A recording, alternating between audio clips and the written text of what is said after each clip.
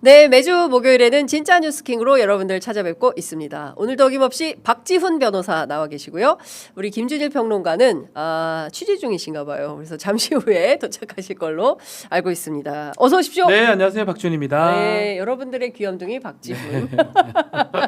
비 많이 와요? 비가 좀 그쳤습니다. 아, 조금 이제 그쳤어요. 오다가, 예. 그렇군요. 딱 좋아요, 이런 날이. 아, 이런 날이? 예. 예. 아, 근데 적절합니다. 취재하는 입장에서는 비 오는 날 진짜 쥐약이에요. 너무 힘들어요. 비 올 때보다 비 오고 갤 때가 저는 좀 좋은 것 같습니다. 갤 때. 갤 때. 네, 그런 날씨 좋아하는구나. 그날 좋아합니다. 그렇군요. 예. 깨끗해진 느낌. 그러니까요. 네, 깨끗해진. 세상이 깨끗해진 느낌이 들어야 되는데 우리 재판부는 또 왜 이렇게 그러게요. 참 지저분하냐. 어떻게 룸사롱을 판사가 지귀현 판사랑 동기시죠? 네, 법무관 훈련을 같이 받았고 뭐 친분도 사실 있고 일단 뭐 그 룸사롱에 간 것도 뭐 그렇게 좋다고 볼 수는 없지만 네. 가장 심한 거 안 좋은 부분은 그 접대를 받았는데 네. 사건 관계자한테 받았다는 이제 그런 그러니까. 내용이거든요. 예. 그 부분은 범죄가 될 가능성이 매우 높습니다. 뇌물 아니에요? 뇌물죄죠. 그렇죠. 뭐 최소한 청탁금지법 위반 넘어가는 아주 중대한 거고 네. 실제로 법관들이 또 법조인들이 가장 좀 조심스럽게 생각하는 건 판사하고 좀 식사하거나 이런 걸 부담스러워해요. 그러니까. 또 판사가 네. 잘 안 받아먹습니다. 음. 그 예전에는 좀 했지만 많이 바뀌었거든요. 네. 근데 이제 지금 사진도 공개가 되고 있고 본인이 답변을 못 하고 있거든요. 그렇죠. 예. 말 안 갔으면 안 갔다 그러죠. 네. 뭔데 뭔 소리고 이럴 건데 그렇죠. 바로, 가만히 있어요. 네. 그렇다면 만 하루가 지나도록 가만히 있어요. 그렇다면 이런 거예요. 그거가 언제 간지 모르거나 그러니까 판단이 안 되는 거예요. 그래서 답을 못 하는 겁니다. 그렇게 제가 보기에는 일단 민주당에서 발표한 바에 따르면은 수차례 갔다는 것이고 서너 차례 이상이라는 것 같고 그리고 동석자들이 있었고 그 접객원인지는 지금 확인을 안 해주는데 여하튼 사진을 가지고 있다는 것이기 때문에 아마 시일이 늦어지면 늦어질수록 민주당에서는 관련된 자료를 공개하지 않을 수가 없다. 이게 무서운 거예요. 하나씩 내는 거거든요. 그렇죠. 그래서 예. 사실은 뭐 이걸 미리 좀 얘기하긴 그렇지만 저는 대부분 갖고 있다고 보고 또 만약에 여기 아니고 또 다른 데 많이 갔다 그러면 네. 또 다른 제보들도 나올 가능성이 높아요. 뭐 한 군데만 갔으면 이거로 끝날 건데 여러 군데. 여러 군데 갔다 오면 여러 군데에서도 이게 사실 요새 무서운 왜 이거 룸사롱이나 이런 유흥업소에 예. 법관들이 아니면 이런 공직자들이 못 가냐 하면 옛날에는 몰라도 지금은 이 전화기 다 들고 있잖아요. 바로 그렇죠. 찍어버려요. 예. 바로 찍잖아요. 예. 녹음 뭐 동영상 다 된단 말이에요. 아니 명태균 게이트 핵심이 휴대폰 휴대폰 아닙니까? 내가 만약 전화 녹음. 접대하는 입장에서 예. 이 사람 약점 잡으려면 나 같으면 녹음하죠. 그러니까. 녹음하면서 맛있지요. 한 잔 사주는데 어떻게 개안나요? 이렇게 녹음하고 내버리면 예. 사실은 그 사람이 자유롭지 못하는 그렇죠. 거거든요. 요새는 밥 한 끼도 같이 안 먹지 않습니까? 그러니까 혹여 문제가 되면 안 되니까. 실제로 김영란법 그것도 있지만 그 전에 PD 수첩에 뭐 검사들 판사들 접대받는 거 검사 특히 나왔었죠. 네. 그 무렵에는 좀 있었어도 언제부턴가는 법관 만나러 사무실에 못 들어가요. 변호사들이 옛날엔 들어왔습니다. 예. 김 판사 자리다 이랬는데 지금은 그것도 불가능해요. 아예 들어갈 수가 없다. 아예 못 들어갑니다. 그러니까 이게 김영란법 완전 이후에 바뀌었어요. 완전히 바뀌었다. 그러니까 그런데 저도 뭐 동기생도 있고 친구도 있고 판사들 많은데 판사실에서 못 만나는구나. 되게 조심스러워요. 식사 한번 하는 것도 어려워요. 그리고 하게 되면 무조건 자기들이 계산해요. 오히려 나를 사줘. 나를 사주면 괜찮거든. 사라 판사야 이렇게. 왜 지가 사는 건 괜찮아요. 내가 네. 사는 게 문제지. 그렇죠. 자 그런 경우들이 사실 많은데 그 와중에 이제 이런 일이 났다. 네. 심각해 보여요. 사실. 그러니까 제가 보기에 이 지규현 판사 오늘 중으로 적확한 본인의 입장을 내놓지 않으면 이거 일파만파 더 커지고 법원 자체에 사실은 조희대 대법원장 때문에 법원 신뢰에 상당히 큰 문제가 생겼는데 거기에다가 지규현 룸사롱 파문까지 터졌기 때문에 이거는 일파만파입니다. 너무 네. 큽니다. 그리고 너무 이게 커요. 가장 안 좋은 쪽입니다. 네. 그게 이제 사실 연결은 안 돼 있는데 네. 연결된 것처럼 보일 거예요. 왜냐하면 지기현이 택도 없이 구속 취소를 했고요. 그렇지. 3월 7일이었나요? 맞아요. 3월 7일입니다. 그 이후에 조희대가 아주 말도 안 되게 빠르게 대법원 파기 환송을 했고 그렇죠. 그 청문회에서 네. 나온 내용이거든요. 맞습니다. 이게 뭐 다 겹친 건 하나도 없어요. 네. 뭐 윤석열이 뭐 오늘 누가 나한테 묻더라고요. 네. 윤석열이 지겨술 사줬어 이 카더라고. 그건 아니에요. 그렇게 연결시킬 건 아니에요. 네. 윤석열이 가가지고 뭐 지겨하고 네. 룸사를 술 먹어서 아니 그런 건 아니에요. 그 정도까지 연결이 안 되는데 네. 어쨌든 그 하나하나 편린 네. 단편들이 네. 지금 합쳐지고 법원한테는 상당히 이거는 안 좋은 모습으로 가는 거예요. 근데 지금 앞서 변호사님 말씀하신 대로 너무 이해하기 어려운 71년 만에 사법 역사상 처음으로 시간으로 계산해서 그것도 내란숙의 윤석열을 풀어줬단 말이에요. 네. 구속 취소. 그리고 이제 심우정이 이 즉시항고를 포기하고 그러면서 지금 뭐 보리밥 먹으러 다니고 한강에 산책 다니고 이런 상황을 만들었단 말이에요. 이게 우연일까? 그러니까 저는 아직까지는 그 증거가 없는 이상 지금은 예. 그걸 갖고 뭐 윤석열을 풀어주기 위해서 어떤 작동이 돼가지고 뭐 술 사 먹고 뭐 이런 건 저는 아니라고 저는 네. 그거는 증거가 드러나야 얘기할 되는 수 거 있다. 얘기할 수 있고 예. 그렇지만 이건 확실히 얘기할 수 있습니다. 아주 그릇된 잘못된 판단을 했어요. 그게 뭐 검찰의 어떤 즉시항고까지 노리고 뭐 했다는 그런 분석도 있지만 그런 거는 판사가 하면 안 됩니다. 예측 조건을 걸어서 판결하는 건 아니에요. 네. 이 판결은 끝나는 겁니다. 그리고 그 판결 때문에 얼마나 우리나라가 혼란해졌고 네. 더 나아가서 사법부가 그 어떤 불신의 시점은 그 시점이거든요. 예. 조희대가 익한 것도 문제지만 그때를 기준으로 해서 지기현 부장이 네. 뭐 제 동기기도 하고 개인적으로 알고도 있고 이러지만 그걸 떠나서 그렇게 판결한 거는 매우 잘못된 판결이다. 그렇죠. 결정이다. 예. 저는 그렇게 생각을 하고 있습니다. 근데 통상 법조끼리 회식은 어떻게 해요 그러면? n분의 1로 나눠서 내나? 그렇죠. 왜냐하면 어. 김영란법이 딱 네. 잡혀 있기 때문에 네. 그걸 안 할 수가 없어요. 그래서 사실은 변호사 모임하는 것도 사실 만만치 않고요. 변호사들끼리 만나는 건 문제가 없는데요. 네. 이제 예컨대 판사 검사들이 이제 동기생들이 있으니까 오게 되면 무조건 n분의 1을 합니다. 그렇구나. 문제가 되니까. 예. 그리고 사실 또 문제되면 안 나와요. 아. 밥 먹으러 왔는데 저 변호사가 저 사건 내 사건 맡고 있을 가능성이 있잖아요. 네. 제 같은 경우는 만약에 뭐 저는 뭐 그런 뭐 아주 심각한 정치 사건 하질 않기 때문에 뭐 상관없지만 어쨌든 저 판사님이 내 동기인데 네. 나하고 관련된 사건이 있다 이러면 그럼 회피, 안 만나요. 회피하는구나. 내가 안 서로, 가든지 서로. 지가 안 오든지 네. 그렇게 사실 작동하고 있어요. 아 그렇구나. 이제 이상, 그렇게 네. 사실 엄격하게 사는데 이 지규현 부장판사 같은 경우에는 매우 이례적이다. 이 사람 어떻게 오늘 대응하는지 보도록 하겠습니다. 그 사이에 우리 김준일 평론가 오셨습니다. 어서 오십시오. 예, 뭘 무슨 취재를 이렇게 열심히 하는 거예요? 열심히 취재. 읽다가 윤석열 탈당에 대해서 어제 심지어 단독까지 주시고 너무 감사합니다. 홍준표 따라서 저 하와이나 갔으면 좋겠다. 그러니까 우리는 하와이에 한번 쉬러 가자. 진짜 너무 힘들다. 자, 김준일 평론가께서 오셨기 때문에 저희가 연대의 마음으로 늘 함께 해주시는 광고부터 소개하고 가도록 하겠습니다. 여기 3종 세트가 있어요. 오늘은 타임쿡이 준비한 간편 비빔나물 3종 세트입니다. 요 세 가지 3종 세트 가운데 하나 골라서 푹 찢어서 바로 비비시면 되겠습니다. 따뜻한 밥에 바로 비벼 먹는 비빔나물 3종 세트입니다. 집에서 간편하게 정성 가득한 한 끼를 만나보시기를 추천드립니다. 향긋한 곤드레의 풍미로 완성된 건강한 밥상인데요. 곤드레의 깊고 진한 풍미로 입맛을 사로잡는 고소한 전통의 맛, 입맛 돋우는 매콤한 맛, 그리고 구수하고 시골 밥상 감성 그대로의 시래기 강된장 3종 세트로 다양하게 즐겨보시기 바랍니다. 국내산 곤드레 시래기만을 사용한 건강한 먹거리인데요. 기호에 따라서 달걀 프라이 그리고 또는 김가루, 저희가 김 드렸죠. 참기름, 깨 등과 함께 드시면 더욱 맛있는 비빔밥이 됩니다. 맞벌이 부부 1인 가정 입맛 없을 때 건강을 생각하시는 분들께 권해드리는 소중한 한 끼 식단입니다. 비비는 거 말고 별도의 조리가 필요 없어요. 그래서 아주 간편합니다. 산채 전문 회사에서 안전하고 위생적인 햇섭 시설에서 국산 나물만을 원료로 만든 안전한 먹거리입니다. 간편 비빔나물 3종 6개 들어있는데요. 21,800원이에요. 요새 비빔밥 한 그릇에 16,000원, 15,000원 하거든요.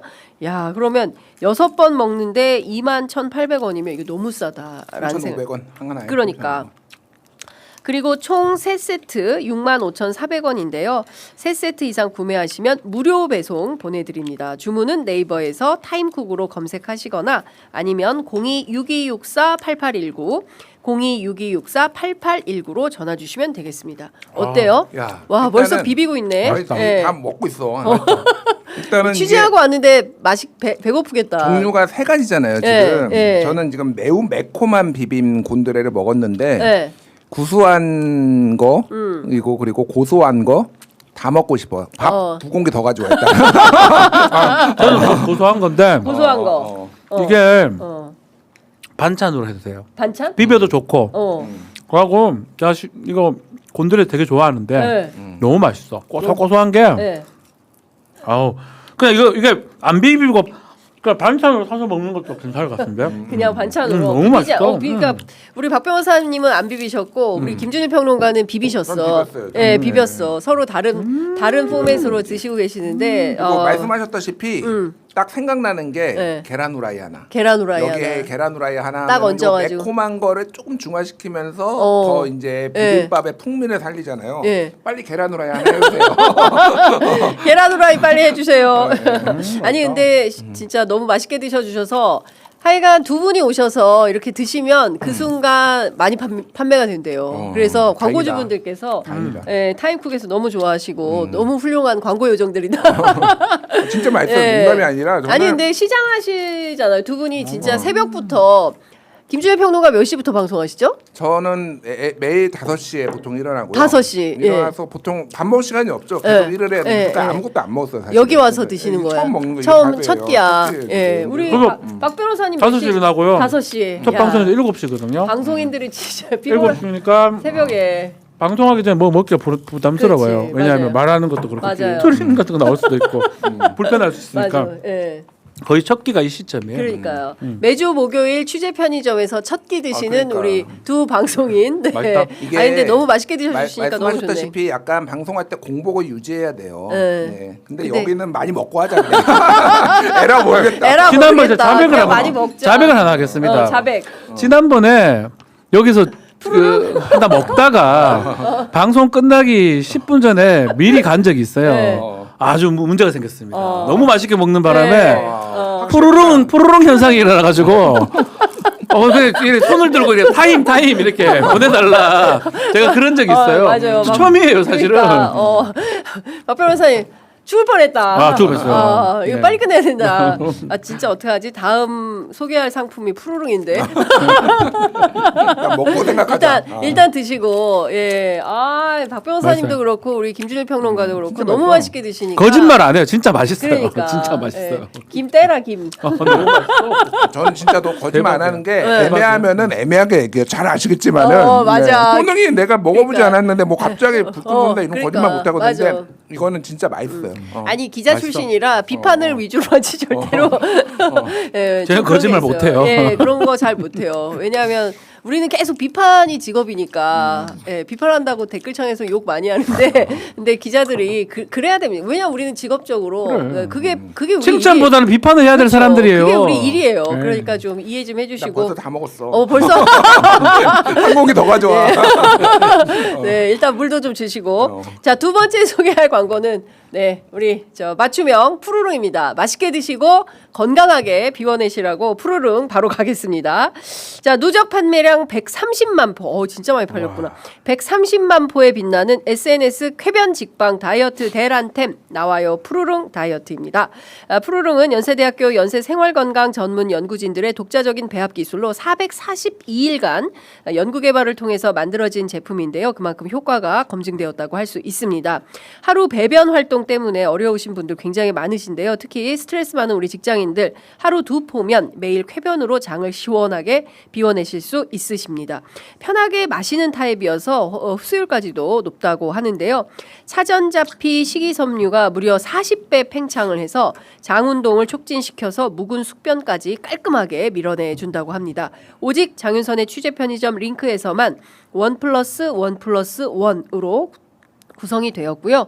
59% 할인된 특가로 한정판 전용 보트를 사은품으로 증정하는 이벤트도 진행하고 있습니다. 그러니까 고민하지 마시고 여기에서 구매하시면 되겠습니다. 나와요 푸르릉 다이어트는 주문이 폭주해서 품절이 매우 잦다고 하거든요. 그러니까 재고 소진 전에 빠르게 주문하시는 걸 추천드립니다. 구매 방법 알려드리겠습니다. 유튜브 더보기란에 이벤트가가 적용된 링크를 통해서 구매하시면 되고요. 연세생활건강 나와요 푸르릉 다이어트로 장비움 평생 습관을 만들어 보시기를 추천드립니다. 와. 자, 네. 푸르릉은 방송 중 금지. 아, 이거 큰일 나. 방송 중엔 안 돼. 방송 중에 방송 끝나고 먹어. 방송 끝나고 드시는 걸 추천드리겠습니다. 자, 본격적으로 얘기를 좀 해보도록 하겠습니다. 어제 그래서 탈당을 한다는 오늘 아침도 국민일보 따로 중앙일보 따로 다 따로따로예요. 그런데 윤석열 전 대통령의 최측근 네. 예, 서정욱 변호사하고 직접 통화하셨죠. 네, 어제 서정욱 변호사랑 한 오전 11시쯤에 이제 통화를 했고요. 서정욱가 기자들한테 전화 와서 죽겠다. 예. 뭐 그러면서 안 받더라고 어제. 예, 예. 뭐 안 받는 전화도 많았다고 네, 그러더라고요. 네. 그런데 이제 얘기를 한 것은 바로 탈당하지는 않을 것 같다. 뭐 그런 얘기를 했고 참모들 측근들 의견도 절반 반씩 나눴다. 탈당을 해야 된다라는 사람과 아닌 예. 사람과 이제 탈당해야 된다는 사람은 서정욱 본인이죠. 그래서 예. 방송에서 지른 거는 약간 본인의 의견. 근데 그게 이제 아예 없는 얘기는 아니다. 그러니까 네. 그런 얘기들이 지금 그 윤석열 주변에서 계속 나오고 있는 거고 그 이유는 이제 두 가지인데 네. 하나는 지금 김문수 후보가 국민의힘 김문수 후보가 이렇게 어려움을 겪고 있는데 반전의 모멘텀을 하기 위해서는 어쨌든 이 탈당 이후에 이제 요런 그 뭐 민주당이 이렇게 씌우고 있는 내란 프레임을 좀 극복을 해야 되지 않겠냐. 네. 요거를 반전의 포인트로 하나 잡는다. 두 번째는 끝까지 탈당을 안 하면은 결국은 대선 패배 책임이 각종 여기저기 나올 텐데 충정으로 하는 나는 윤석열 대통령한테 이게 윤석열 대통령이 탈당 안 해서 졌다라고 분명히 비판이 나올 거다. 그러니 이거는 이제 정무적으로도 좀 해야 된다라는 건데 굉장히 반대하는 분들도 상당히 많았다. 네. 예, 그런 상황이고 윤석열 대통령하고 어제 술을 마셨냐 물어보니 확인해 줄 수는 없다. 저는 마셨네. 요 부분이에요. 마셨어. 서정욱 변호사가 말하는 게 맞을 때도 있고 틀릴 때도 있지만 그거는 저는 이렇게 봅니다. 윤석열은 술 먹을 때하고 깼을 때 다른 모습하고 그거랑 매치하면 돼요. 서정욱 변호사가 실제로 윤석열의 마음도 대변하고 있고 네. 아마 저는 이 탈당 얘기 술김에 하긴 했던 것 같아요. 서정욱 뭐 얘기했겠죠. 탈당하시는 게 좋지 않겠습니까? 이렇게 얘기하니까 야 탈당할까? 그 얘기를 했는데 아침에 일나 보니까 탈당 내가 언제 한다 그랬어. 이랬을 가능성이 있거든요. 술 먹고 한 소리하고. 그래서 왔다 갔다 하는 건데 서정욱 말이 좀 틀렸다고 보지 않거든요. 네. 서정 변호사 사실은 실제 윤심에 가까운 사람이기도 하고 그렇죠. 자주 보기도 하고. 아니 제일 적확하죠. 저는 제가 그냥 의심나면 네. 서정욱을 보라고 하거든요. 그러니까. 그럼 지금이 왔다리 갔다리 하는 건 네. 사실이에요. 윤석열도. 서정욱 변호사가 그 말 한 적이 있어요. 자기가 세상에 좋은 술 많이 마셔봤는데 마크롱이 윤석열에게 준 와인이 있대요. 그거를 땄다는 거야 자기랑. 마크롱 와인이 제일 맛있더라. 진짜 프랑스 와인. 진짜 아니 마크롱 마크롱이 대통령이 준 윤석열한테 준 와인을 서정욱하고 같이 땄다는 거예요. 그래서 그걸 마셨을 때 자기가 제일 맛있게 먹었다. 그래서 내가 찐측근이네. 그러니까 아무한테나 따겠어요 그거를. 그러니까 찐측근이다 서정욱은. 그러니까 이래서 왜 술 먹을 땐 탈당한다 그러고 깼을 때는 바뀌었을까는 제 다 개인적 추측인데요. 네. 술자리에는 김건희는 없습니다. 그러니까 술자리에 그 참모들이나 뭐 부하들하고 얘기할 때는 탈당의 생각을 하다가도 아침에 깨고 와이프랑 있을 때는 뭘 하겠죠. 네가 먼저 탈당한다는데, 네가 왜 탈당하는데 네 맘대로 결정하는데, 뭐 이랬을 가능성도 개인적 생각이에요. 그렇죠. 내 네. 생각, 나 네. 상상, 나 망상, 나의 망상. 아니 근데 저는 이런 거예요. 염치가 있으면 물러날 줄 이게 없는 거야. 그러니까 출당을 하라는 게 지금 막 늘어나고 있잖아요. 나가라. 지금 뭐 그런 요구가 있고 빗발치는 요구가 있지만 다 묵살하는 거 아닌가요? 아니 그러니까 이게 지금 윤석열의 마음을 종잡을 수가 없는 게 또 그 황태순 TV 여기에서 지금 황태순 TV. 네, 황태순 오랜만이다. 추억의 정치평론가 황태순 네, 이분이 네. 이제 네. 그 방송한 거를 김종혁 전 최고위원이 페이스북에 올려서 저도 알게 됐어요. 네. 뭐냐면은 그러니까 김문수가 계엄에 대해서 이제 사과를 했잖아요. 네. 그러니까 윤석열이 김문수한테 전화를 해가지고 불같이 화를 내며 소리를 고래고래 질렀다. 소리를 고래고래 질렀다. 그거를 측근들이 다 이제 들었고 그 중에 매우 가까운 측근 한 명이 황태순한테 그 얘기를 해줬다라고 하니까 이거는 그리고 이 방송이 이제 어쨌든 유튜브라도 이렇게 영향력이 있을 거 아니에요. 파장이 네, 있을 그렇죠. 거. 그러면은 누군가 이게 사실이 아니면 부인을 해야 돼요. 캠프에서 부인을 하든 윤석열 측에서 부인을 하든. 그러니까 부인을 안 해요. 그 얘기인즉슨 김문수가 소위 뭐 이제 이게 계엄에 대해서와 그리고 탄핵에 대해서 이게 또 다르잖아요. 탄핵에 네. 반대한 거에 대해서는 언급도 안 했어요, 지금. 그러니까 계엄에 대해서는 어쨌든 이거는 이게 불편을 끼쳐드려서 경제적으로 국민들께 죄송하다. 그러니까. 요 정도 스탠스는 사실은 그냥 하나만한 일반적인 아니야? 국민들이 보기에는 하나만한 네, 얘기지만은 윤석열은 그것도 못 참는 거야. 이거는 계엄이 아니라 계몽령이었다. 계몽을 하기 위해서 한 거였다라는 얘기를 또 했다라는 거예요. 그러니까 제가 이제 여러 가지 정치 상황도 보고 뭐 이런 것도 보고 보지만은 가장 이런 판단을 하면서 보는 게 있어요. 뭐냐? 사람은 안 변한다. 그러니까 사람이 정말로 변할 만한 상황이 있느냐? 네. 그러니까 윤석열은 안 변해요. 윤석열이 안 변한다라고 하는 거는 탈당은 안 할 거다. 제가 보기에는 안 하는데. 거의 출당에 가까운 탈당이 될 가능성은 전 배제할 수 없다. 그거는 그렇군요. 이번 주는 아니고 다음 주. 그러니까 이게 지금 얘기를 하는 게 오늘이 분기점이 된 게 하나가 왜냐하면은 김용태 비대위원장이 취임을 하잖아요. 맞아요, 오늘. 그러니까 이제 어쨌든 김용태도 면을 세워줘야 되니까 김용태도 언론 플레이 자가 발전을 한 거고. 예. 그건데 오늘은 안 돼 이미. 예, 이미. 그러면 이제 또 하나의 분기점이 뭐냐면 18일 얘기가 5.18? 나와요. 예. 아니, 토론회. 토론회 전에는 정리를 해줘야지. 네. 토론회 토론을 하지. 나가서 김문수가 또 온 후보가 다 이제 다 공격할 거 아니에요. 예. 그러니까 이거는 사실 원래는 권영세, 권성동에 해줬어야 돼. 예. 근데 한덕수 세운다고 이거를 다 까먹은 거 아닐까 이거를. 시간을. 이거 뭐 18일까지도 안 나간다고 봐요 저는. 안 나간다고 보고 그 다음에 이제 당에서 네. 친윤들도 이제 윤석열 네. 직접 찾아가고 난리가 날 거야 지금. 어. 그런 상황에서 거의 출당에 가까운 탈당이 이루어질 가능성이 있다. 근데 거의 예. 쫓겨날 가능성이 매우 농후해 보이네요. 지금 상황은. 왜냐하면 전한길 같은 경우에도 중앙일보 보도를 통해서 윤석열 탈당 전혀 생각 없다라고 하고 방금 전에 나온 속보는 김문수 후보가 탈당은 윤석열 스스로 판단할 문제고 후보가 말하는 것은 부적절하다 이런 얘기를 했어요. 아니 이게 진짜 웃긴 거잖아요. 네. 서로 공을 떠넘겨. 네가 결정해라. 네가 결정해라. 네가 가라 하와이 막 네가 가라 하와이야. 거의 계속 그러고 있어요. 이게 말이 되냐? 그러니까 네. 이게 국민의힘의 좀 현 주소 같아요. 뭔가 정당이라면 의사 표시를 해야 됩니다 제대로. 그치. 근데 지금 국민의힘이 윤석열한테 지배당하고 있는 모습이거든요. 내란으로 파면되고 재판받고 있는 사람인데 계속 했던 말이긴 한데 그게 구속 취소가 컸던 것 같아요. 나와 있지 않았으면 저는 이런 상상을 해봐요. 맞아. 구치소에 있었다면 예. 이럴 일은 안 일어나거든요. 예. 나와서 동작대교에서도 보이고 판교 와서 밥도 먹고 이 모습은 그거만 하겠습니까? 지금 계속 얘기했지만 술도 먹고 전화도 한다는 거거든요. 이것 때문에 국민의힘이 자유롭지 못한 거거든요. 그러니까 사실은 저도 우리 김준일 평론가님 말씀대로 계속 이래 가지는 않을 것 같긴 한데 네.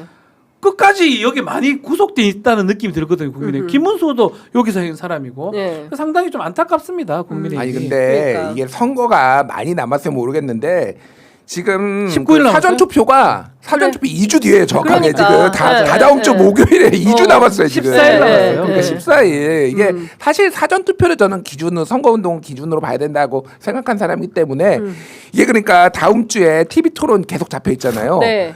계속 이 얘기만 할 거야. 그렇지. 그러니까 예. 이게 망했어. 그러니까 국회 망했어. 근데 지금 돌아다녀 보면 제가 어제 이제 송파을 현장 취재를 갔는데 거기는 동네가 일단은 털끝도 나오게 하지 마라. 그리고 인터뷰를 안 해. 대체로 말을 안 하시고 그 뭐 공평한 나라 만들어야 돼요. 막 말씀하시거든요 시민들께서. 근데 말을 안 하고 둘 다 꼴보기 싫다. 이제 이렇게 얘기를 하면서 이제 집값 문제, 세금 문제 막 이런 얘기를 쭉쭉 하는 거예요. 근데 핵심은 뭐냐면 국민의힘 지지자들이 투표장에 안 나올 가능성이 매우 높다. 저는 이제 그런 거를 어제 송파에서 좀 봤습니다. 그러니까 국민의힘이 이 지경이니까 도무지 지지할 수가 없는 거예요. 그렇죠. 그러니까 자기들이 이제 자중질환을 일으키고 그 거의 끝판왕이잖아요. 그러니까 이제 유권자들이 선택하기가 굉장히 어려운 지경에 이르렀다라는 생각이 좀 듭니다. 그리고 제가 이것 좀 여쭤볼게요. 너무 극으로 달려가는 거 아닙니까? 오늘 보니까 장해찬 씨가 복당을 했어요. 예. 그리고 심지어는 아시는 것처럼 5.18 예, 진압군 정호영 특전사령관 불렀다가 막 여론이 빗발치니까 다시 또 깜짝 놀랐어요. 고문으로 부르려고 했다가 다시 나 취소. 정호영이 살아 있는지도 이번에 알았고요. 30년생, 32년생, 나도 찾아봤어. 31년생이고 네. 정말 4인방 그 사람이에요. 그러니까 전두환, 노태우, 김복동, 정호영 그러니까. 그 사람이고 네. 전두환하고 노태우는 죽었지 않습니까? 야, 이 사람이 살아있던 것도 그렇고 이 사람을 선거에 쓴다. 과연 어떤 의미인가? 또 석동현 변호사 얘기도 나왔었거든요. 그러니까 석동현 변호사도 들어왔죠. 막 도와주고 싶으면 집에서 기도하는 게 낫잖아. 이런 사람들은 석동현이나 뭐 정호영 같은 사람은 그렇게 절에 가서 기도하라 그래요. 그냥 네. 교회 가서 기도하든지. 네. 이 사람들이 나오는 게 효과가 그러니까 이게 선거를 치르는 게 뭘 알고 치르는 건지 반대로 가는 건지 이 생각이 들어요. 정말로 그 사람들이 도움이 된다고 생각해서 부르는 건지 아니면 누구한테 보여주려고 하는 건지 사실은 선거가 그런 얘기 하잖아요.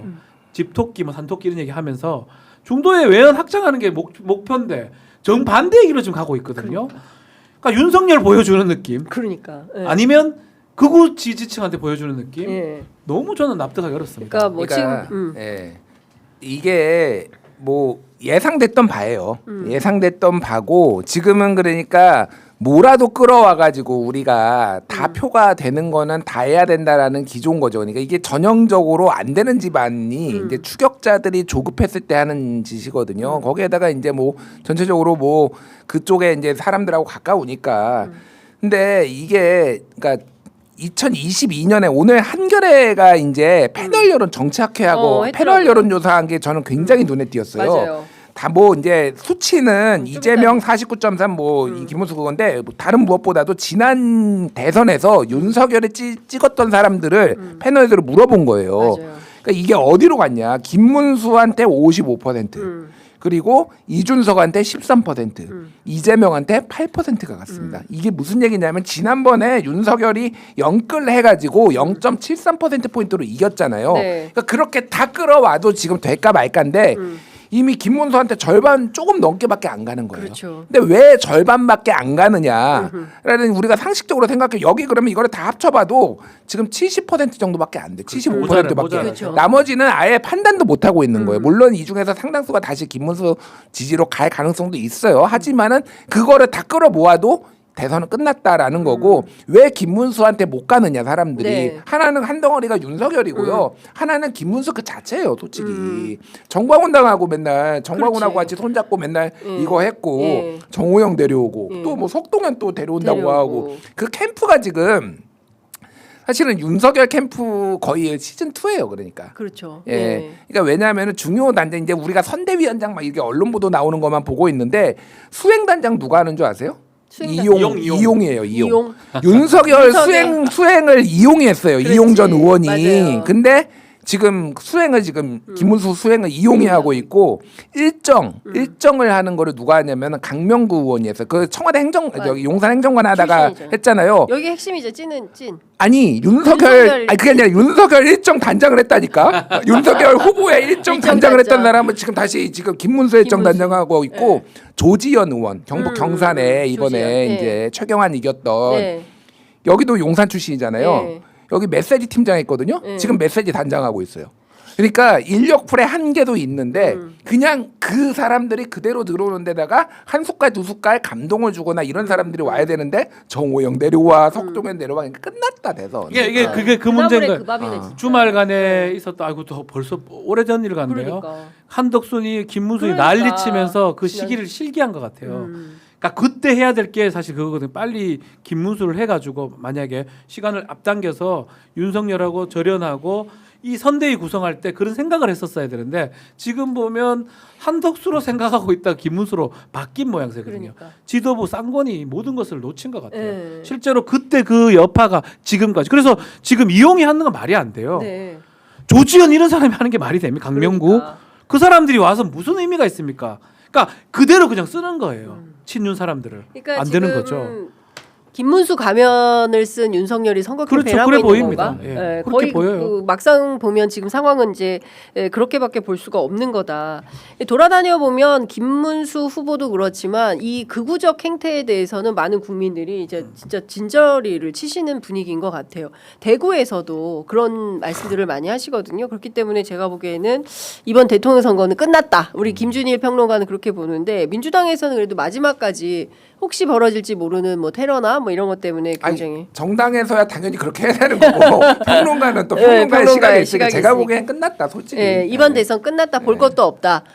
이재명 승. 그러니까 이재명 승은 이제 확정적인 거고 네. 제가 말하는 거는 이게 이제 22%포인트 이상 날 건가 이거 아닌가. 그리고 이제 박근혜 51.6을 넘을 것인가 네. 아닌가. 어허. 이게 이제 제가 보기 관건이에요. 두 가지가 예, 관전 예, 포인트다. 예. 우리 박지훈 변호사님도 그렇게 보세요? 그러니까 그 말은 맞아요. 그 선거하는 사람들 이재명 후보는 어제 부산에 가서 네. 좀 근소한 차를 이길 것이다. 반드시 승리가 목적이다. 압도적 승리보다는 그렇게 이제 유세를 하던 모습이 보이는데 그게 그거거든요. 하는 입장에서는 만약에 이제 너무 이길 것 같으면 오히려 네. 투표에 참여 안 할 수도 있어요. 어차피 내가 안 찍어도 이길 거니까 그런 효과가 있을 수 있으니까 오히려 그렇게 얘기를 하는 것 같아요. 무조건 억지로 이길 것이다. 네. 그렇지만 실제로는 매우 큰 차이로 이길 가능성이 매우 높고요. 선거 그 유세하는 걸 보면 알아요. 국민의힘은 지금 다른 길로 지금 가고 있는 것 같아요. 권성동이 뭐 그 트럭 기사 뭐라 하는가 뭐 등등 보면 그러니까. 불가능한 상황으로 가는 것 같고 민주당은 사실 또 유재명 후보는 상당히 좋아 보이고 뭐 관전 포인트는 저도 사실 뭐 좀 조심스러워 얘기지만 안전 이게 가장 좀 중요한 상황 아닌가. 안전. 예. 네. 막판에 지금 19일 정도밖에 안 남았기 때문에 예. 막판에 이제 남은 것은 국정원과 테러와 네. 뭐 이제 이런 것들을 저는 그렇게 이제 보죠. 중요한 이슈로 그 보는 PK 얘기 잠깐만 네. 어차피 이제 어제까지 이제 PK에서 했으니까 네. 그 YTN 의뢰로 엠브레인 퍼블릭이 지난 11일에서 10일 이제 만 이거 안 해도 되잖아 여기는 네, 사실 안 해도 되죠. 습관이야 습관. 근데 방송인이라. PK의 이 지지를 본 거예요. 지난 대선에서 윤석열, 이재명 이 두 사람이 어떻게 얻었냐면은 57.8을 윤석열이 가져갔고 PK에 네. 그리고 이재명이 38.2. 그러니까 6대 4예요. 그러니까 네. 거의. 근데 지금은 어떻게 나오냐면은 PK만 보니까 이재명 40, 김문수 38. 네. 이재명이 오차범위지만 앞섰어요. 그러니까 물론 아직도 안정한 사람 뭐 이제 적어도 이준석도 있고 안정한 사람들도 있지만은 네. 지금 김문수는 지난번보다 20% 포인트가 빠진 거야. 그러니까 부산에서 지금. 부산에서. 네. 네. 그래서 그런지 방금 전에 속보가 나왔는데 김문수 후보가 제가 보기에는 처음으로 나온 것 같아요. 윤석열 계엄 진심으로 정중히 사과드린다. 이런 입장을 밝혔네요. 뭘 사과한다고? 윤석열 계엄에 대해서 계엄에 진심으로 대해서? 정중히 사과드린다. 제가 보기에는 지금 캠프가 안 돌아가요. 이게 캠프가 안 메시지가 돌아가니까. 여러 목소리 나오면 안 되거든요. 네. 이것도 좀 저는 또 문제인데 지금 뭐 이거는 우리가 확인 더 해봐야 되겠지만 김문수가 계속 그 김문수 후보가 이런 뉘앙스의 사과의 메시지를 내고는 있어요. 네. 예컨대 경제에 좀 피해를 끼친 부분 사과한다라고 하다가 진일보한 내용이죠. 네. 계엄 자체에 대해서 지금 사과한다라고 네. 하는데 실제로는 사과를 뭐 해야 되냐면 내란을 했고 그 부분에 사과 정중하게 사과는 이렇게 가야 되거든요. 네. 아직 한 단계 모자라는 것 같기도 하고 요걸 하는 데서 계속 눈치를 보는 것 같아요. 뭐 황태순 TV에서 나온 그 얘기가 뭐 맞다면 결국 윤석열 눈치를 보고 이 얘기를 하나마나 이걸 고민하고 있는 거거든요. 네. 그러니까 선대위도 마찬가지고 네. 후보도 마찬가지고 예. 상당히 힘들어 보입니다 이게. 네. 그냥 깔끔하게 사과를 하면 돼요. 네. 이걸 몇 단계 걸쳐서 할 이유가 뭐가 있나요? 자, 지금 우리 제작진께서 알려주셔서 제가 지금 말씀을 네. 드렸는데 지금 나오는 속보에는 여전히 그 탈당에 대한 얘기와 이재명 후보에 대한 비판 뭐 이런 것들이 이제 주를 이루고 있는데요. 저희가 조금 더 확인을 좀 해보도록 하겠습니다.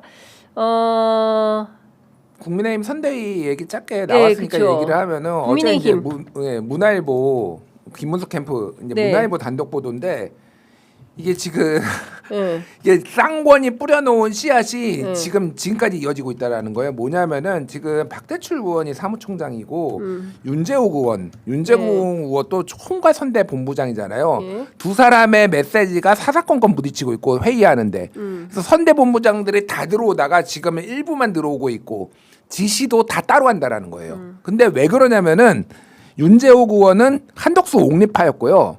박대출 의원은 그러니까 김문수로 가야 된다 파였어요. 그러니까 이게 그 쌍권이 한 그것 때문에 그러니까 지금 전선이 그러니까 네. 윤석열을 해결하느냐 못하느냐 이거가 지금 하나가 있는 거잖아요. 거기에 지금 아직도 한덕수 옹립파 과거의 옹립파와 이들이 융합이 안 돼가지고 네. 다 따로 놓은 그냥 아예 회의가 안 된대요. 회의가. 윤재욱은 윤재욱대로 지시하고 네. 박대출은 박대출대로 지시하고 이게 어떠라는 거야. 이게 배가 산으로가네. 진짜 망했어 그냥 그러네. 완전 망했어. 제가 잠시 다시 한번 또 설명을 좀 해드리자면요. 오늘 열린 그 긴급 기자회견에서 김문수 후보가 이런 얘기를 했습니다. 설사 헌법에 보장된 대통령 비상대권이라도 경찰력으로 극복할 수 없는 국가적 대혼란이 오기 전에는 계엄권이 발동되는 것은 적절치 않다. 계엄으로 인한 고통을 겪고 있는 국민들께 진심으로 죄송스럽게 생각한다. 미리 알았다면 윤석열 전 대통령에게 계엄은 안 된다며 안 되는 이유를 조목조목 말했을 것이다. 이제 이런 얘기를 했습니다. 그러니까 부족하다는 거예요. 그쵸. 그냥 사과하면 돼. 사과해야 될 부분이고 깨끗하게. 이 선법재판소나 이런 데서 다 결론이 난 겁니다. 네. 그럼 공당이라면 공당의 지금 후보 아니겠습니까? 네. 그런 친분관계 다 떠나서 정말 잘못했고 머리 숙여 사과합니다. 라면 끝날 일이거든요. 네. 지난번에는 경제에 끼쳐서 잘못했다 하더만 이번에는 계엄하는 상황이 아닌데 했는 법적인 얘기를 하고 있는 거예요. 네.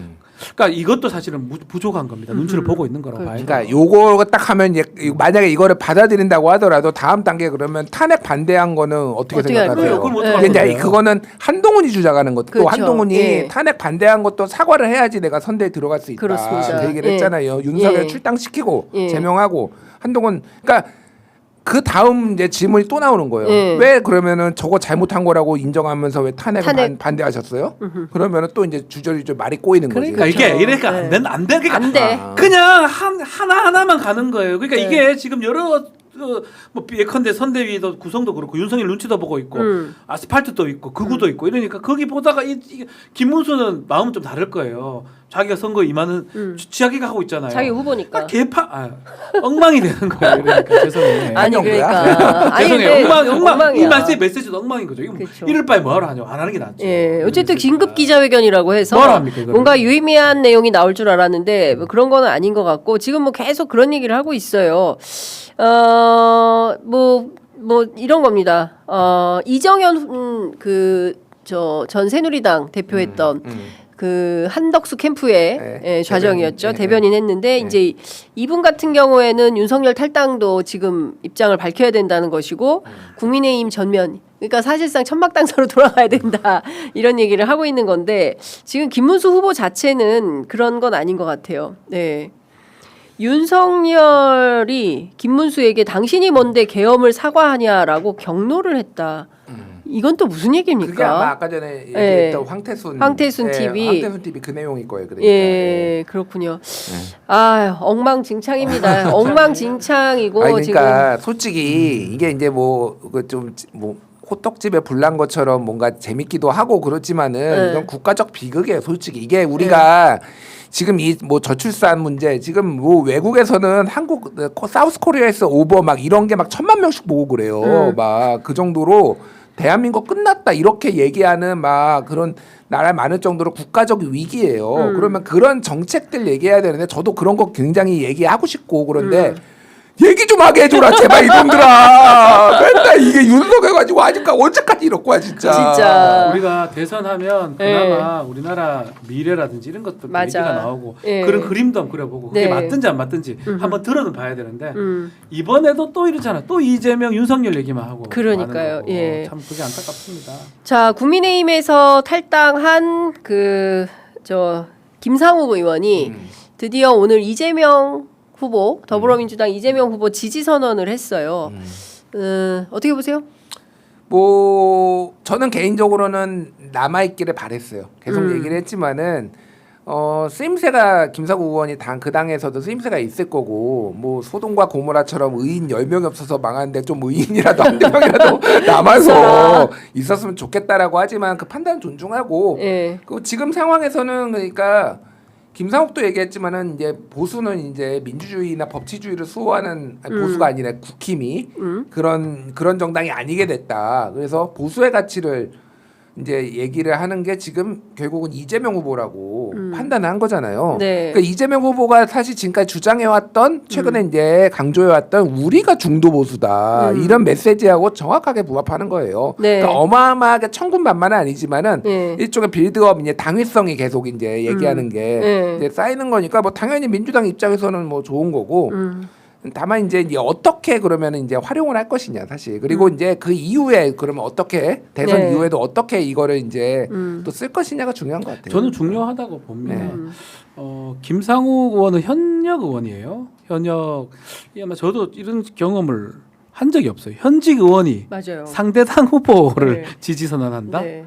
입당은 안 했어요. 입당은 아직 안 예, 했어요. 뭐 입당은 아마 안 할 것 같은데 어. 이런 경우는 사실 없었을 겁니다. 뭐 몰라요. 제가 찾아보진 다 못했기 때문에 저도 뭐 처음 전직은 봐요. 있을 수 있죠. 네. 전직이나 뭐 이런 건 상관이 없는데 현직이 저쪽이 정상이에요. 저쪽을 해주세요라고. 그러니까 되게 저는 의미가 있다고 보고 좀 전에 되게 좀 중도 보수라는 거하고 딱 맞아 떨어지게 지금 돼 있는 거거든요. 네. 저는 김상욱 의원이 한 번 더 뭔가 하지 않을까. 그 민주당하고 뭐 협업이 되는지 모르겠지만 지금 제가 딱 세 단계로 봤거든요. 탈당할 때 한 번, 지금 지지선을 한 번, 본격적으로 한번 뭐가 있을 것 같아요. 한 제 번 더. 개인적으로 입당하지 않을까?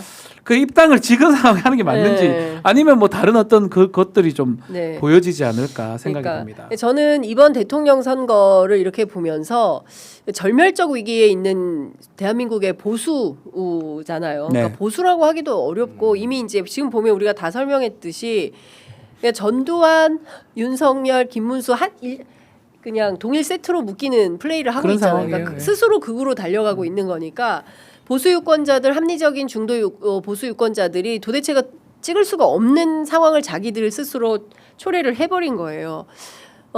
그런 상황에서 이제 김상우 의원 같은 사람이 이제 탈당을 하고 그리고 이제 한동훈 대표도 이 선거는 못 도와주는 거잖아요. 몇 가지 조건이 있어서 최소한 그 탄핵에 대해서 찬성을 해야 그래야 내 룸이 생기는 거다. 그러지 않으면 여기 가서 도울 수가 없다. 이제 이런 판단하는 거잖아요. 그러니까 솔직히 김문수 후보가 뭐 당원 투표고 당원 투표의 진위에 대해서도 논란이 있지만은 네. 막판에 이제 당원 투표에서 한덕수 옹립하는 거 부결되면서 지금 살아났잖아요. 거기에 친한계 당원들 한동훈 쪽 당원들이 상당히 열심히 참여했다라는 거예요. 그러니까 그래서 이거는 말이 안 된다. 왜냐하면은 그때 한동훈이 페이스북 한 8번인가 6번인가 썼어요. 그 이 후보 바꿔치기에 대해서 비판하면서 네. 그러니까 그 지지자들이 당원들이 계속 그걸 응답을 해줘가지고 김문수가 살아났다라는 거예요. 네.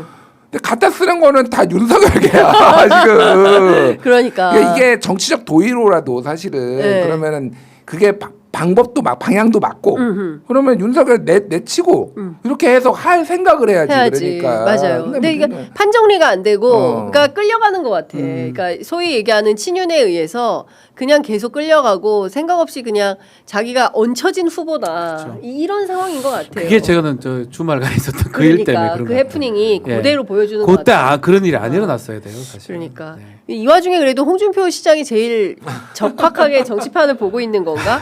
사기 경선에 나는 국민의힘을 은퇴한 것이다. 30년 전에 노무현을 따라 내가 민주당에 갔더라면 이렇게 때늦은 후회를 하고 있다. 홍준표 시장 노무현 얘기까지 나오니까 이거는 예. 야.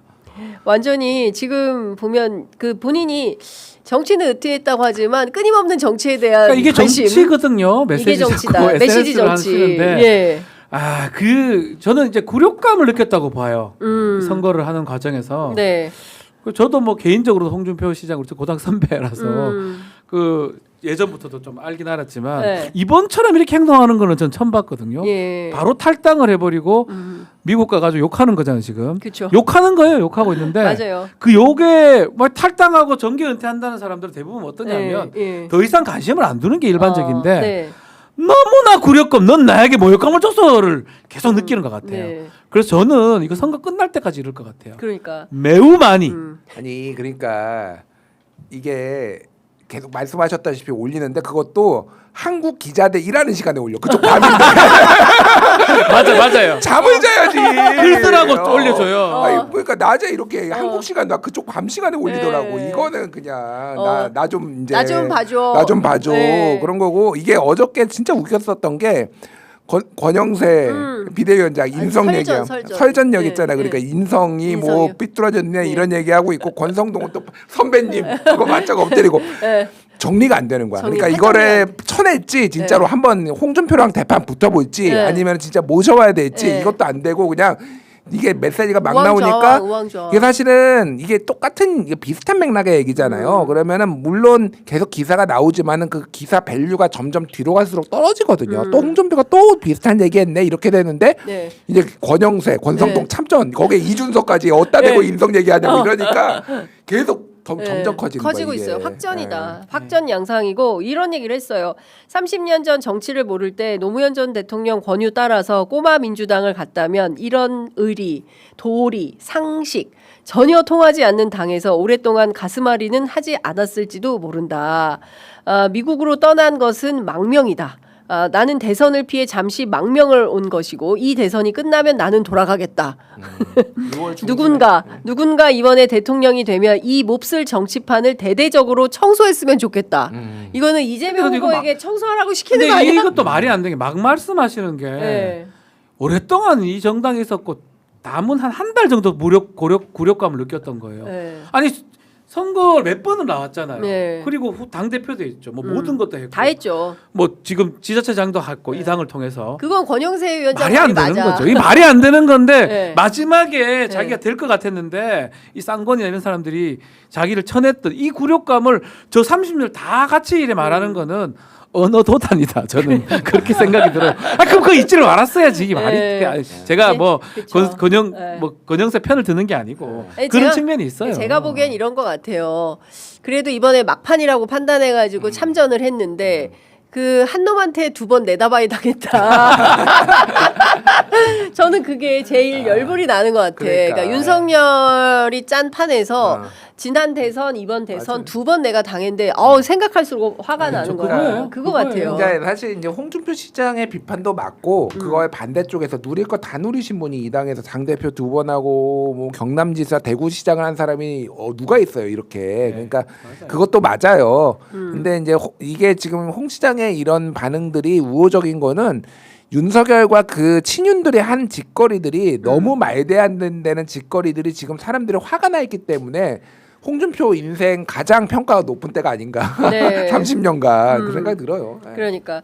근데 어쨌든 그 홍준표 시장을 지지하는 그 지지 그룹 홍사모 이런 분들이 대거 또 이재명 후보 지지 선언을 하지 않았습니까? 이제 이러면서 이렇게 트랙이 완전히 변화하는 것 같고 제가 대구에 갔더니 그 대구의 지역구 국회의원이었던 전직 국회의원이 지금 민주당 대구 선대위 위원장을 맡고 있어요. 그리고 권오을 의원, 이인기 의원을 비롯한 이제 과거 한나라당 그 중진 의원들이 또 대거 TK에서 우리가 한번 해보겠다. 박정희가 꿈에서 점지해줬다는 그 권오을. 그렇죠. 권오을. 이재명을 네. 박정희가 꿈에서 점지. 아니 권오을 의원 저희 프로그램 출연하셨을 때 그래요? 제가 보수의 심장 안동의 아들 예, 권오을 의원님 오셨습니다 그랬더니 요새 안동의 아들은 이재명입니다. 그러니까 분위기가 굉장히 많이 바뀌었다. 근데 저는 이번 선거를 기화로 진짜 대한민국 안에 있는 그 캐캐묵은 여러 가지 갈등들 있잖아요. 특히 정치 안에서 이런 것들을 진짜 한바탕 그 누굽니까 홍준표 시장 말대로 한바탕 좀 청소, 해소 이런 게 좀 필요한 거 아니야? 위원정당 해산 심판? 그런 게 좀 필요하지 않나? 제가 대구잖아요. 대구 맞아요. 대구 사람들하고 예. 저 친지들에서 대구 있으니까 연락을 해보면 대구 사람들 중에 뭐 정치적 대세에 따르는 분들도 꽤 많아요. 그러니까 중간에 있다가 그 대세라는 건 전국적 대세 말고요. 네. 대구 시민들이 옆에 있는 사람들이 TK 쪽 사람들이 윤석열이다 그러면 윤석열이네라고 가는 경우도 많고요. 근데 지금 그 뭐 TK 지역을 제일 먼저 유세 지역도 잡았던 거야 아마 그런 내용도 있는 것 같아요. 지금은 윤석열은 전혀 아니다. 이재명인가 아닌가는 모르겠다. 등으로 지금 보이는 것 같거든요. 그래서 이재명이 대세라고 만약에 생각이 들면 생각보다 지난번 21이었거든요. 네. 경북 23이었고 저는 좀 생각보다 좀 더 많이 받을 가능성도 있지 않나. 대세론이 큽니다. 네. 밴드웨건이 있어요. 오. 대구는 저는 아니면 안 나가요 투표하러. 어차피 떨어질 거. 그래서 조금 그런 측면도 우리 한번 지켜봐야 될 포인트 같습니다. 그러니까 민주당에서는 30%까지 네, 30에서 35%. 예, 뭐요 정도 이제 보고 저도 그게 불가능한 수치는 아니고 20대 후반 정도 나올 것 같아요. 제 느낌상으로는 20대 예. 후반 막판에 또 이게 이렇게 가다가 예. 또 표 결집 현상도 있고 그래요. 그러다 보니까 근데 어쨌든 굉장히 이번 선거가 저는 독특한 선거, 역대 없었던 선거가 맞아요. 유력 후보 어쨌든 뭐 지지율 차이는 나지만은 그 세 명이 첫날 둘째 날 다 동선이 맞아요. 같은 데서 한 거는 처음 봤어요. TK. 이게 뭐냐면은 원래 각 후보들은 자기가 강세인 지역은 안 가요. 첫날에는 맞아요. 약세인 지역이고 전략지를 가거든요. 그러니까 세 명 이재명, 김문수, 이준석 세 명이 다 TK가 전략지가 맞아. TK가 예. 약세인 거야. 이번 대선의 최대 승부처는 TK다 이런 얘기를 하잖아요. 그렇게 네. 된 거예요. 그러니까 맞아요. 이게 굉장히 또 그리고 모두가 보수 후보다. 그러네. 민주노동당 권영국 빼놓고는 다 보수. 다 보수야. 보수. 그러니까 이게 황교안 뭐 구주환 네. 뭐 그러니까 제가 말하는 거는 국힘의 입장에서 보면은 보수의 영토가 쪼그라들었지만은 전체 한국을 보면은 네. 보수는 가장 전성기야 지금 최전성기야 이게. 그러니까 진보 후보 힘내라 해야 될 판이에요. 그러니까. 그리고 이제 과거에 이제 3 후보가 진보 포션이었는데 이번에는 이제 이준석 후보가 제3 후보로 그렇죠. 서면서 이제 보수 포션이 더 커졌나? 진보 힘내라 이제 이런 얘기를 해야 될 것 같고요.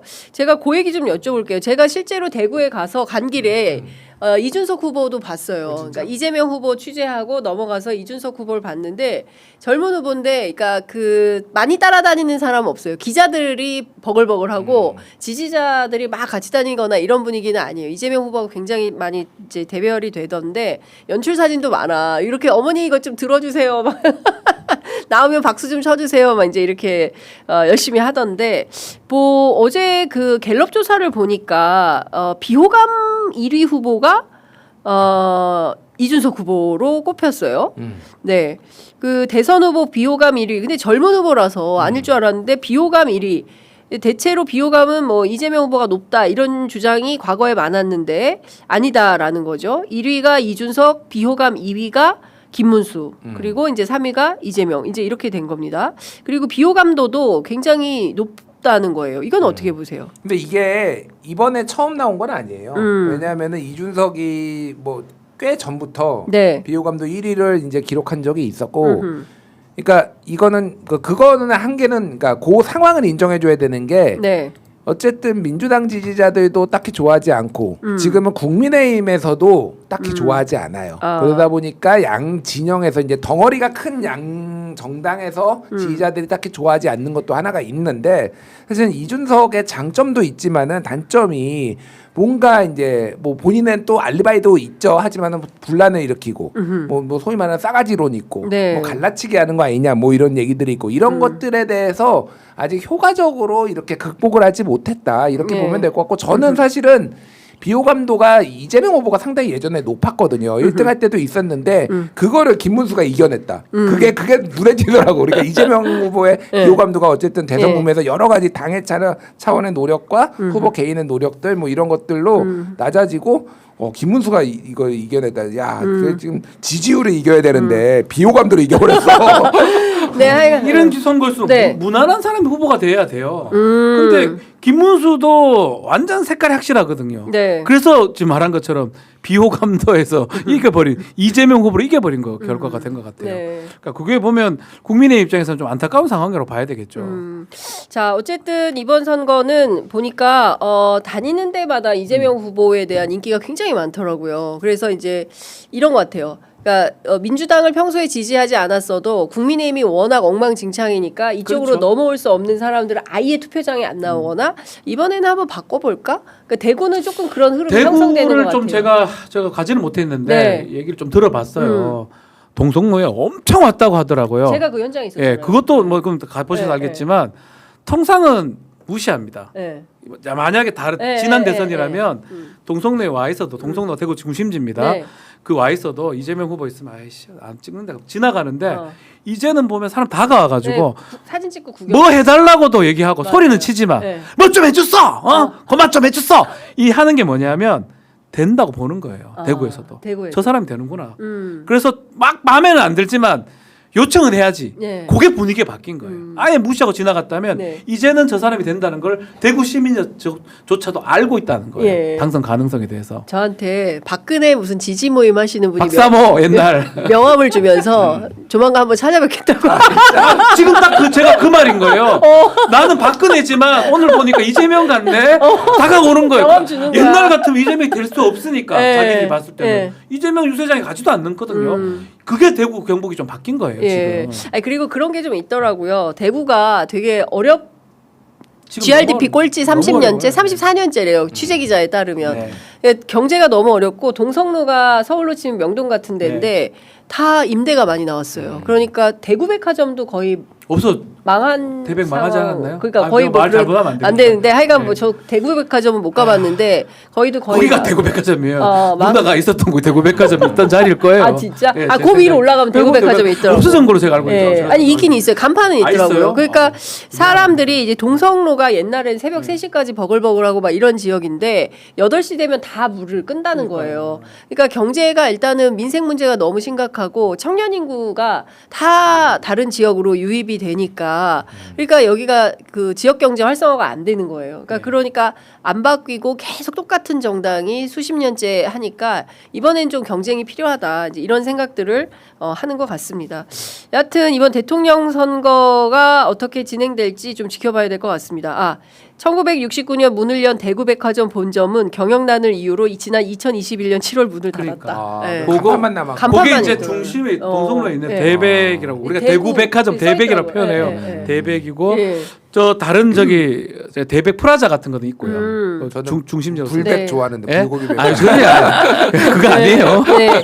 자 방금 전에 김민석 의원이 이제 기자회견을 한 건가요? 김문숙, 이준석 단일화 끝까지 시도될 거라 보고 대응하겠다라는 입장이 나왔는데 단일화 안 한다는 입장 아니에요? 안 돼요. 김문수. 안 할 거예요. 안 해요? 그러니까 100%? 저는 세상에 100%는 없으니까. 근데 99%. 네. 그러니까 이준석 할 이유가 아니 이거는 이제 10%나 15%가 안 나오면 돈 때문에라도 단일화 하지 않겠냐? 아니 돈 안 써요. 그 돈 안 써요. 저- 개혁신당 거의 돈 아니 그러니까 거의는 아니지만은 네, 네. 진짜 안 써요. 어. 이게 개혁신당에서 무슨 얘기를 하냐면은 사실은 여러 개가 돈이 나오는데 기본적으로 들어가야 되는 것도 뭐 공보물 찍고 이런 건 해야 되잖아요. 네. 근데 가장 많이 들어가는 게 뭐냐면은요 선거 운동원들이에요. 밥은 줘야 될 거 아니에요. 이렇게. 그렇죠. 그리고 사실 이제 인건비. 법적으로 정해진 인건비가 있거든요. 네. 그래서 선거 운동원을 활용하지 않습니다. 이준석. 그래서 그게 혼자 그렇게 다니. 사람이 그러니까 지지가 약해서 사람이 없는 것도 있지만은 사실상 단기 필마처럼 다니는 이유가 아하. 거의 안 쓰는 거예요. 아, 그러니까 돈을 돈을 안 쓰기 위해서. 그렇구나. 왜냐면은 한 10,000명 막 모으고 그러면요. 1인당 10만 원씩 뭐 7만 원 10만 원씩 이렇게 주거든요. 네. 그러면 하루에 얼마씩 나가요? 이게? 그러네. 예, 그 말이 안 김문수 후보는 엄청 많던데. 김문수 후보는 거기는 정당 정당이 보조금이 많이 많이 나오니까. 나오니까. 근데 네. 이번 15억 받았거든요. 민주당이나 국민의힘은 200억 넘게 받았는데 네. 그러니까 이제 안 되는 거예요. 그렇군요. 네. 끝으로 요거 하나만 얘기하고 마무리합시다. 기적의 계산법. 룸사롱 접대 검사들 어제 징계했잖아요. 공교롭게 어제 야, 나왔대. 어제 딱 신기하게. 나왔어. 왜 어제 했을까? 몰라요. 근데 진짜 해피는 직위원 아까 앞에서 직위원. 얘기했지만 직위원 얘기 나오는데 이쪽에서는 99만 원 9만 원. 불기소 세트 징계 받고. 그러니까. 참 근데 희한하다. 징계 내용이 이게 다 합치면은 술값, 여성 접객원, 밴드비 이것까지 다 합치면 536만 원인데 요 다 계산해 가지고 96만 원 두당 이렇게 계산해서 그 사람 100만 원 수로 미만 계산해 계산해 가지고 너는 미리 나갔으니까 빼줄게 뭐 이런 식으로 계산했잖아요. 이렇게 처리하는 게 맞습니까? 안 되죠. 그리고 예. 거의 처벌해야 되는 거를 예. 약간 꼼수 부려서 처벌하지 그러니까 않았잖아요. 정직 1개월, 견책 두 사람은 남모 검사는 정직 1개월, 유모, 임모는 견책. 그렇다면 예. 그렇다면 그것도 4년 만에. 징계는 세게 5년 만에, 줬어야 5년 만에. 돼요. 예. 아니 저는 그렇게 생각해요. 범죄가 될 거를 줄여서 지금 범죄는 아니게 만들었잖아요. 네. 범죄랑 형사처벌하고 징계처분은 다른 거기 때문에 조직에서는 상당히 피해를 줬단 말이에요. 특히 견책이 뭡니까? 아무것도 아닌 거거든요. 그렇죠. 견책은 그냥 잘해라. 야, 너 거거든요. 다음부터 이러지 마. 이거지. 견책 정직이론은 아무것도 아닌 거예요, 사실은. 네. 그러니까 그거는 만약에 형사처벌을 면하게 해줬다면 징계라도 세게 했었어야 이게 정상적인 조직인데 좀 납득하기 아니 어렵습니다. 이게 그러니까 다른 것도 아니고 이게 하도 오래돼 가지고 다 헷갈리실 텐데 라임 네. 그때 이제 난리 났었죠. 김봉현. 그렇죠. 김봉현 스타모빌리티. 그때 남부지검이잖아요. 이게 네. 이쪽에서 이제 금융 특화됐는데 그 술을 사준 사람들이 또 전직 검사들이 변호사 돼가지고 맞아요. 와가지고 선배들이 와서 사준 거잖아요. 거의 이거는 그러니까 진짜 그냥 한 달에 건너서도 아니고 조사 받는 놈이 그냥 술 사준 거예요. 그러니까 수사 받는 놈이. 네. 근데 이거를 세상에. 이렇게 이거는 잘라야 되는 솔직히 이거는 솔직히 해임해야 되는 거야. 해임해야 되는 거예요. 그냥 액수하고 상관없이 네. 수사 지금 대상자가 지금 와서 술매 100만 원 뭐 이게 말이 되나 말이 이게 되냐고. 그러니까 저는 이제 네. 이런 생각이 드는 거예요. 지규현 판사도 마찬가지입니다. 지금 이 순간까지 입을 못 벌리고 있는데 아니면 아니다 말을 해야 돼요. 그렇잖아요. 만 하루가 지나도록 얘기를 안 한다는 거 있을 수 없잖아요. 대한민국 사회에서.